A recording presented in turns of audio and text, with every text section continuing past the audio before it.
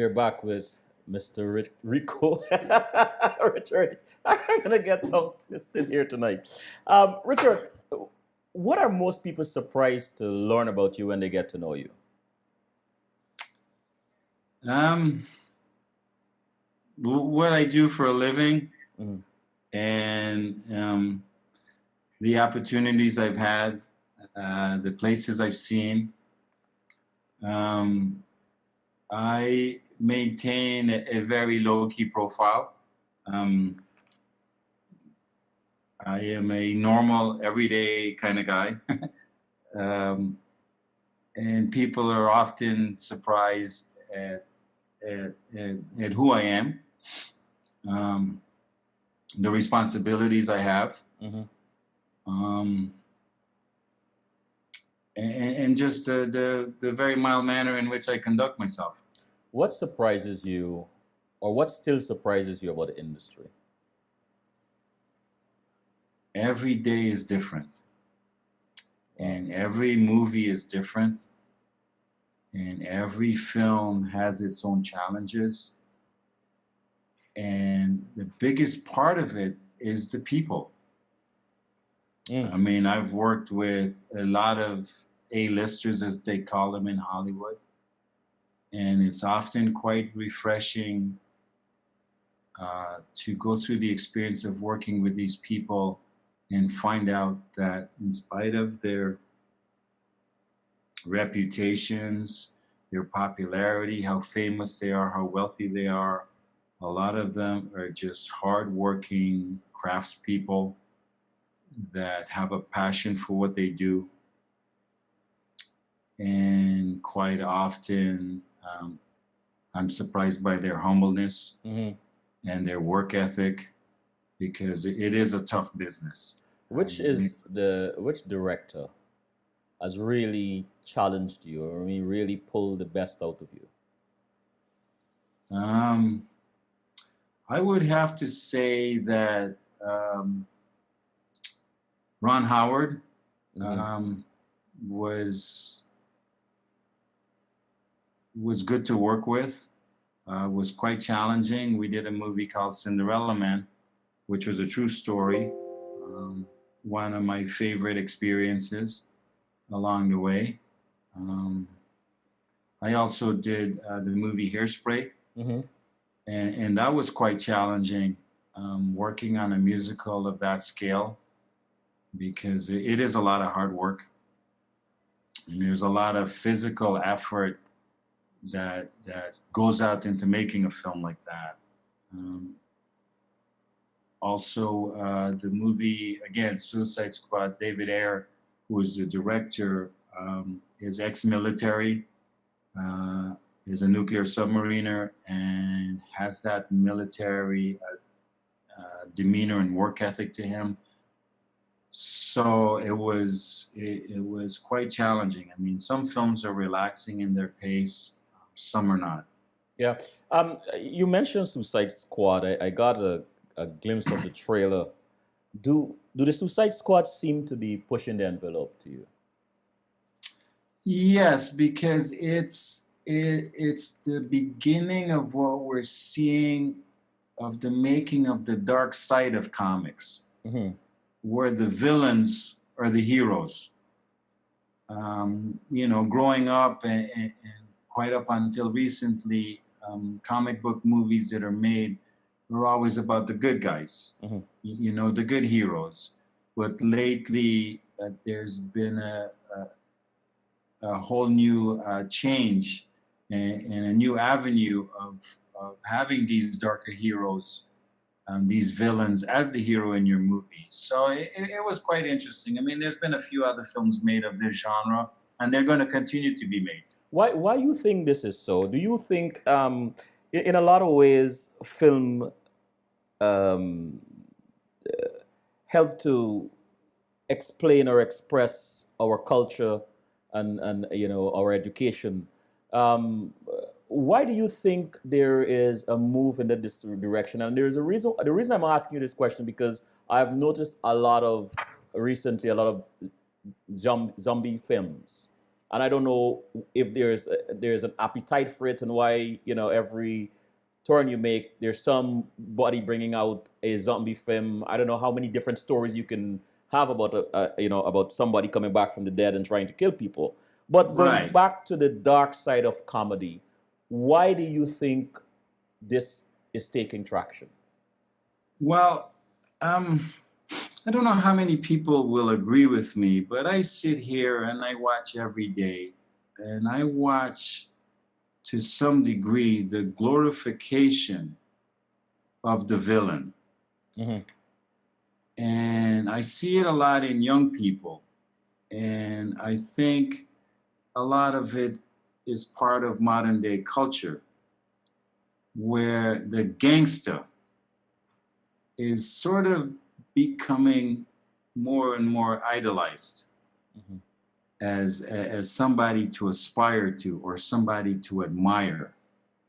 And and and the lifestyle of the gangster who goes against the grain of society, who breaks all the rules, who operates in the face of the law without recourse, who accumulates wealth, who accumulates status, amounts society, who rubs shoulders with the famous people. You see more and more of that every day in the news. And you see, especially in the world of music, where some of these people have crossed over into music and have made successful careers in music, but at the same time have brought to music and its culture the dark side of where they're from. That. I have a question that I'm still formulating, but I want to go to the chat room and read a question by Ron. He says, very interesting conversation, Selwyn and Richard. Question: how many other Caribbean nationals have you encountered in the industry? Very few. In a percentage, very few. It is not an industry that is accessible and open to not only people of Caribbean culture, and I speak from Toronto, and I know it may be a little bit different in New York and it may be a little bit different in California because there is far a more entrenched, diverse culture there. But for the most part, it is not an industry where people of color tend to look at it as a viable option as a career. And I think that there is room for all of us. But it just doesn't seem to be on the popular page of jobs to do, and it's also a very difficult society, so to speak, to enter. I sit here in Toronto and I work with a lot of various people, and most of the people who are in the business are in the business because they know someone who's in the business, Mhm. or some member of their family is in the business. You know, And yeah, go ahead, Richard. Sorry. it's not an industry where you can go to school and graduate and enter, much like economics or medicine or law. Um, so that's what I see. Mhm, mhm. The question that I was thinking of before I mentioned Ron's question was, when we were children growing up, movies glorified the hero. Somehow or the other, the villain did not get away, and the Right. movie ended with that. And what I gathered from that is that at the time there was a need or an obligation to frame society, to frame how society look at the dark side plus or good versus evil. And there seemed to be a twist now, a change in that, Absolutely. where the dark side is being glorified. Now, I wonder how much of it is still that trend of shaping society, or is it economics where there seem to be a desire from aspects of the society. You mentioned young people glorifying villains and so on. How much of it is economics that is driving the way films are being directed these days? Well, certainly, I mean, without a doubt, economics is a factor, and there are those out there who who control the strings, so to speak, Mm. and you know, and are making films of this genre. Because right now, you look at society, the villain is glorified. Very true. You know, the villain is admired, and the villain is not someone who necessarily hides in the shadows anymore. The villain is in the open air flaunting himself and you know and getting caught and and and getting away you know with certain actions because money buys your way you know through the courts or for whatever reason. But you know you open the page every day and you see more and more of this. Mhm. Whereas when we grew up, you know, these things were all just hearsay, they were rumor, you were never really sure, you always heard about this guy but you never really saw him. Whereas today you know you see them every day. Is there ever a film you? I think you mentioned you'll work on any film, but is there any particular film you really that give you pause to work on that you didn't want to work on?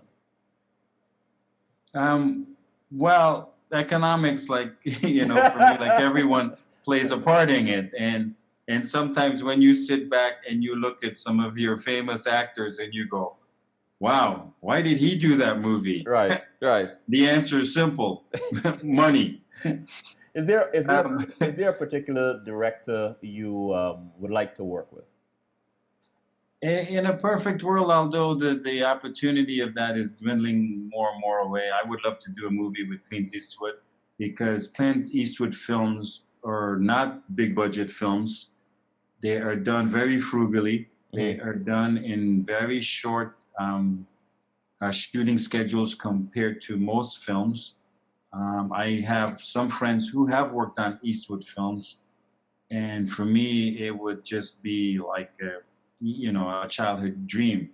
I've been fortunate, and I mean, I've worked with everyone from Al Pacino to Russell Crowe, you know. But I have to say the two films that stand out the most in my mind as films that I've cherished working on is I managed to do a movie with Charles Bronson. Charles Bronson. Yep. Wow. And I managed to do a movie with Sidney Poitier. Oh And man, Richard. they were both low budget films. They were early in my career. And if I were brought before a judge and jury and I had to toss everything out of my career, I would hang on to those two films dearly because those are actors I grew up watching. I did a movie with Al Pacino, which to me was a thrill of a lifetime. Um, Wow. so yeah, What kind of relationship does the key grip have with the director of photography and the director? well, the director of photography is my immediate boss. Ah, On a movie, there's a director who's a storyteller. The director of photography works with the director to turn that vision into something visual, to turn that story into a visual medium. My job is to provide to both of those gentlemen uh, the means by which to tell the story. So when a film starts, it starts with what we call pre-production, and I start sometimes 3, 4 weeks, sometimes 5 weeks, 6 weeks of pre-production. So I go on location scouts with the director and the director of photography. We discuss how they want to shoot the scene. We discuss the various factors, whether it's a day scene, do we have to control the sun? Is it a night scene? Do we have to light it at night? Do we have to put up big condors and zoom booms so planning is a big thing. planning is a big thing. Plus, there's also a huge part of the movies that I work on have studio bills. So there's drawings and surveys in studios and construction. excuse me, quite often we support the construction department by rigging for them. So there's a lot of planning that goes into it. And quite often, with my knowledge, I can say, yes, we can put the camera out here. We can make the camera go from here to there. We can, use this means to do it. And quite often on a lot of the films, I draw upon my experience to say, well, I did this on this movie. This worked well. This cost $50,000. We can do this for $5,000. There's a lot of that in the pre-production. Are you always given a storyboard, or are there times when you're allowed to go out and find your own shot? We're given storyboards. Certain scenes in a film are storyboarded because they may be more complicated, and storyboards really are just a guideline. Right. They're just an idea that you have before you start filming. Now, when you start filming, there's a whole other process. There's the actors, what they want to do, how they want to do it. The environment dictates a lot. Sitting in a room and talking about shooting in a house or in the street or in an alleyway is one thing. But when you physically get there, a lot of what you do is driven by your immediate surroundings. Well, we were thinking of doing this, but the reality of we can't cross from here to there, but we can do this instead. So quite often storyboards are just a guideline. Richard, describe for us what you think is the difference between the film business in Canada compared to other countries. I think I've managed to travel, and a lot of it is the same. One of the differences about working in Canada and in Toronto or in Vancouver or in Montreal, some of our rules, some of our municipal rules are a little bit different to other places. And we have beautiful locations here, and probably are a little bit less restrictive than in some of the other cities. How was the industry when? Sorry, were you going to say something else, Richard? And what we offer here is quite a collective array of types of architecture compared to some other places. Mm-hmm. Like Toronto is a very diverse city, and there's a lot of old, there's a lot of new, and we can sort of blend ourselves for many other places. And that's why a lot of the movies are done here. I mean, the dollar is a huge factor and the exchange, but the fact is that we have a lot to offer. How is the industry when it comes to women in your particular arena? Are there any women key grips? I know of one in Toronto. And when I started in the business, it was very much male-oriented in certain departments. There's been a change to that. I have always tried to have a woman on my crew. I find that their work ethic is incredible. They're very diligent. They focus, sometimes a lot better than the guys do. I have a woman on my crew right now who was a grip and has actually gone now and become a firefighter, which I admire tremendously. But because of their schedules, still comes back to us and works. And whenever she's available, she's on my movies. I just went to the Dominican Republic for a month as part of a film, and I was only allowed to bring 3 other crew members other than myself. She was one of them, because her skills are very versatile. Her ethic is incredible, and her concentration is far superior to a lot of the guys I work with. I was going to ask you if the key grip always walks with his crew, or do you sometimes? Is a crew provided, or how does that work? Well, normally you pick your own crew, and I have had my right-hand man, who is called the Best Boy, who is my second, started with me in 1990. Wow. And my dolly grip, who's the guy that pushes the dolly that runs on the what looks like train tracks and swings the crane around, he started with me in 1994. And although we're freelance, these guys work with me only. We work all year round. I have grown up with them. We have learned our craft together. We know each other inside out. And I have never been a believer in a revolving door for a crew. Because as a leader, I'm only as good as the people behind me. I'm only as good as my army. And I don't do the work by myself. And I think it's imperative in any situation where you are a foreman or a supervisor that you surround yourself with the best people that you can, and that helps with your success. It helps make your job easier. It helps make your job more enjoyable. A good question on this, on film and society. In the past 15, 16 years, how would you describe the impact film has had on our society? I think let me rephrase that a little, because I think we spent some time talking about how the villain is, the dark side is being glorified. Um, do you want to go a little deeper into that, or we can skip that to something else? No, we can talk about it because, there's always been the adage, does art imitate life, or does life imitate art? And I think there's a combination of both. And what I have seen a lot lately is the level of violence in film have become more graphic.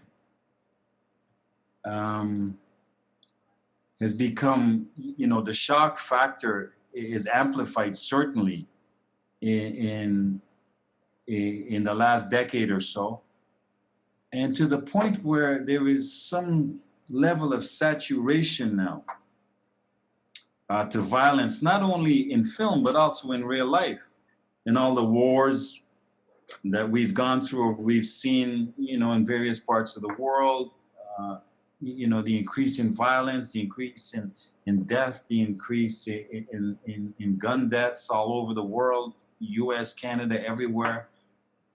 And I think to some degree, film definitely has had an impact on that. How much would you say? This might be an unfair question, Richard, but it's bubbling up in me. How much of a responsibility a production, that would be the screenwriter and the director, have to society in terms of how much violence violence they actually put into a film? I think they have a great amount of responsibility. Film by origin is entertainment.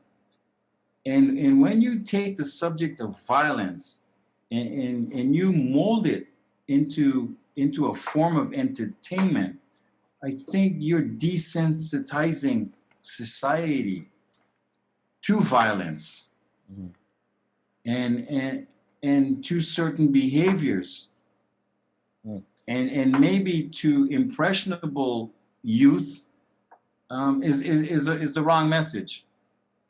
I'm sitting here thinking, Richard, that I need to invite you back on our Sunday show, sorry, where we have Sunday CWS as it is, where we can have some discussions, some panel discussions, and open up some of these questions a little bit more, because I think that your experience and exposure to that industry and what you've been seeing can really help to educate many of us in some of these, social changes that are taking place.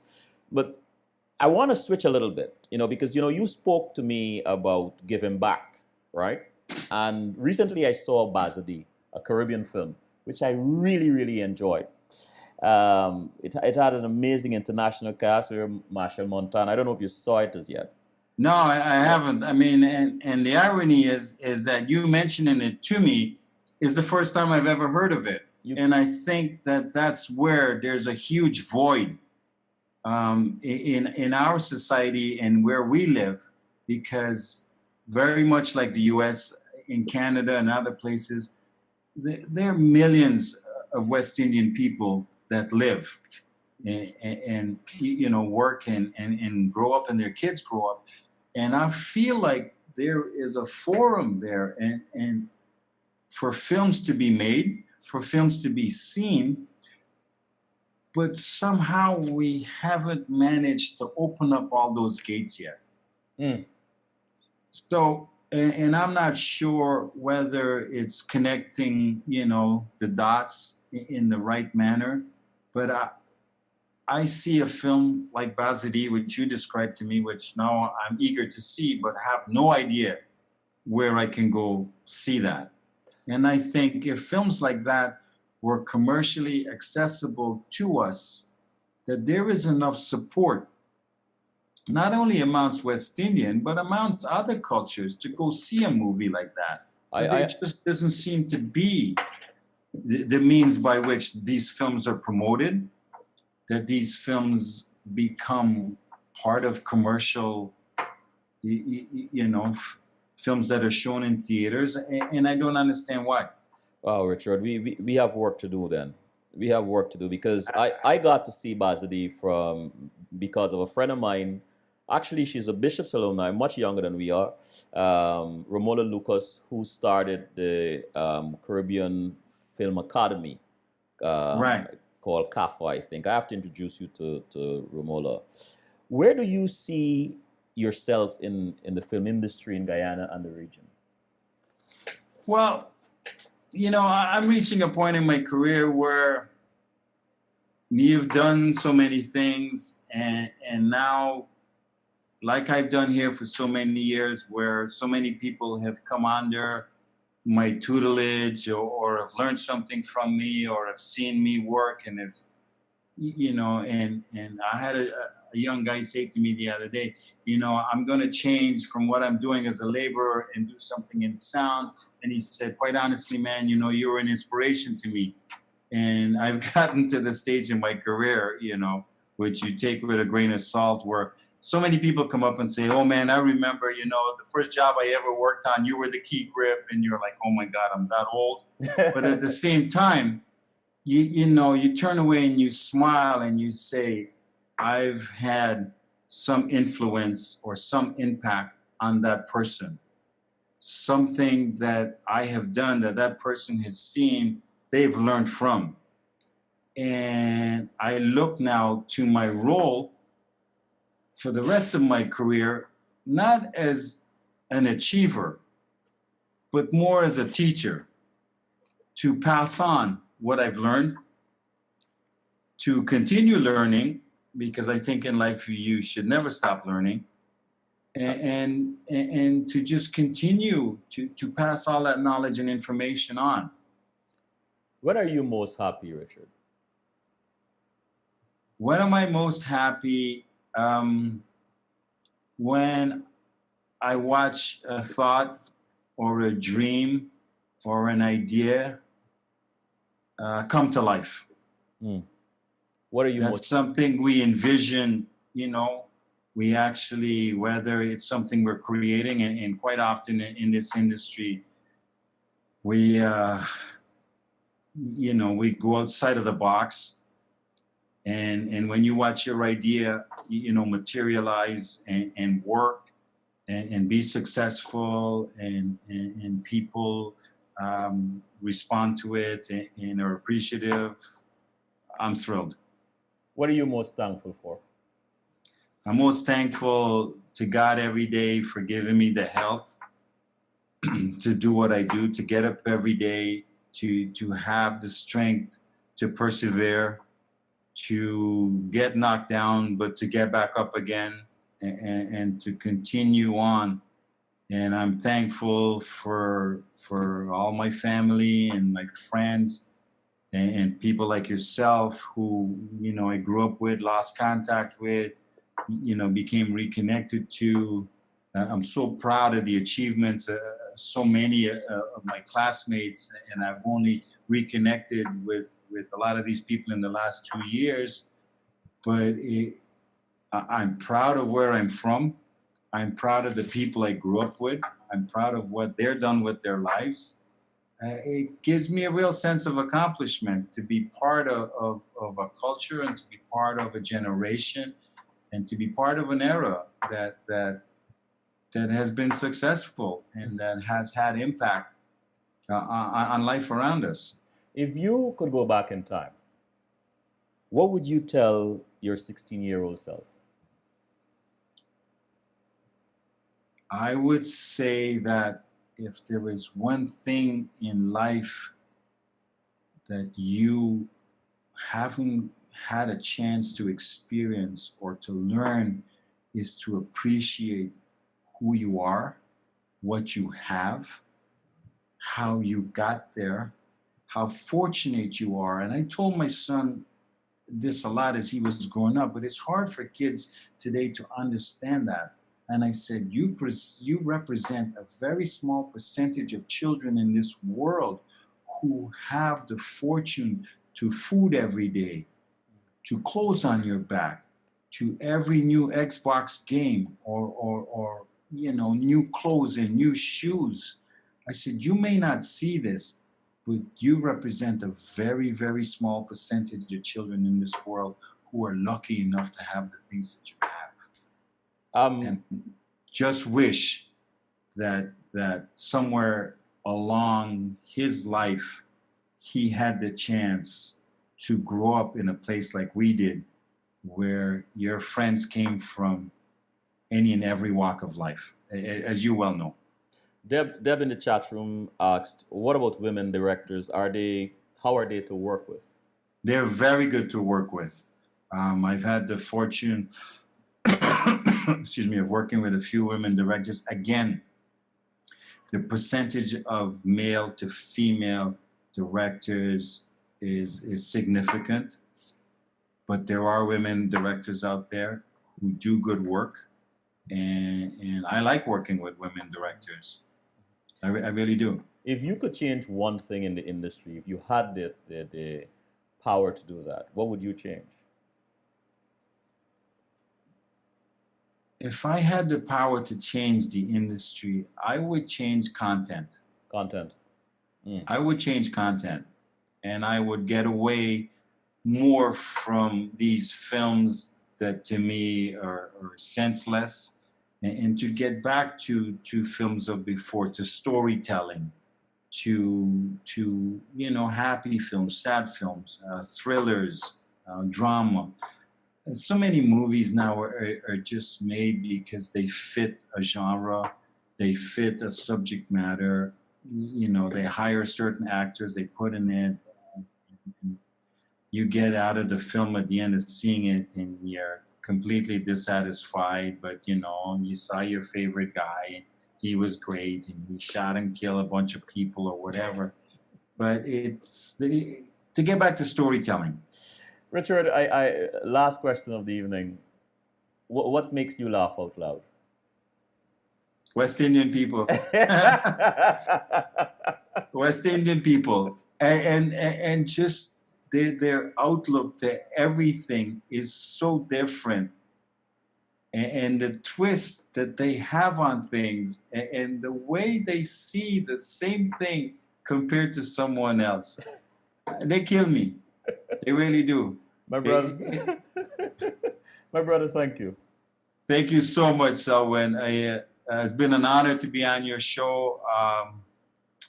I get all your emails, and I see what you're up to. And man, I am so proud of you, and continued success in what you're doing.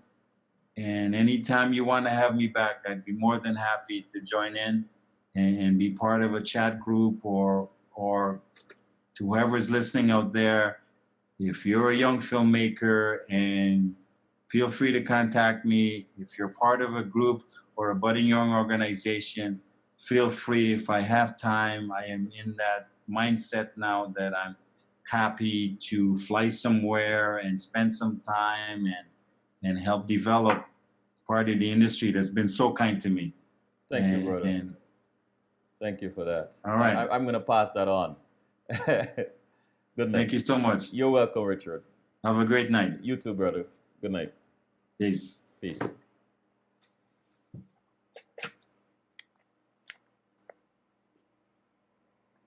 Organic